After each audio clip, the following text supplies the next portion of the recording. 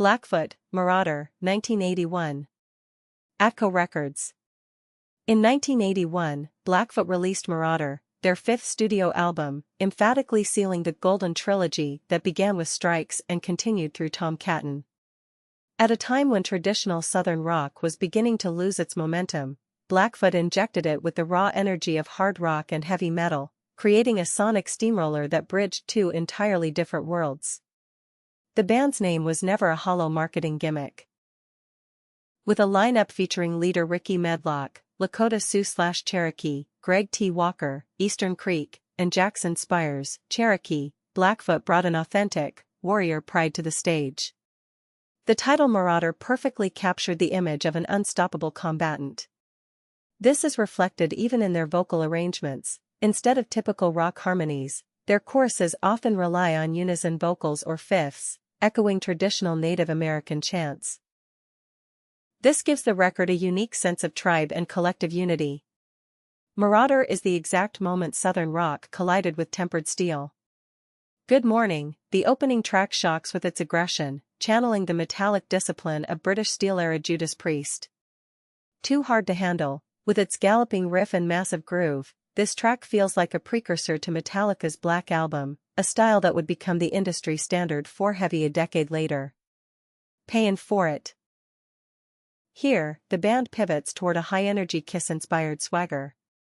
With its punchy, mid-tempo stomp and call-and-response chorus, it captures that theatrical Detroit Rock City attitude, proving the band could craft arena anthems as easily as they could write heavy riffs. Despite the intensity, Medlock and Hargret never abandoned their blues roots. They maintained that signature Southern swing and swampy grit even during the high-speed passages. The album dives into dark, realistic territory that sets it apart from the party rock of the era. Diary of a Working Man, a poignant social manifesto regarding working-class despair. This bluesy ballad builds into an epic hard rock crescendo. Fire of the Dragon, a raw look at addiction, chasing the dragon, portraying the struggle with narcotics as a claustrophobic trap. On Rattlesnake Rock and Roller, the guest appearance of Ricky's grandfather, Shorty Medlock, on the banjo grounds the record in heritage. Here, Blackfoot pays homage to the fathers, Elvis Presley, Chuck Berry, and Jerry Lee Lewis, proving that their brand of hard rock/metal is simply the natural evolution of original rock and roll. The album closes with the masterful Searchin', a sprawling road song where the gospel backing vocals of Southern comfort provide a redemptive arc to the Marauders' journey. Legacy and influence. Marauder was a triumph both commercially and artistically. Commercial impact, it solidified the band as an international force.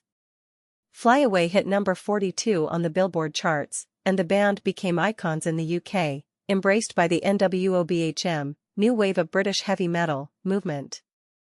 Enduring influence. The album's sound served as the blueprint for the bluesy hard rock later perfected by Cinderella. Furthermore, Medlock's heavy-bottom aesthetic and signature pinch harmonics deeply influenced Zakk Wylde, evident in both Pride and Glory and Black Label Society. Marauder remains a landmark release, a moment where Native American soul and American rock and roll fused with hard rock and heavy metal. It created a sound that hasn't aged a day.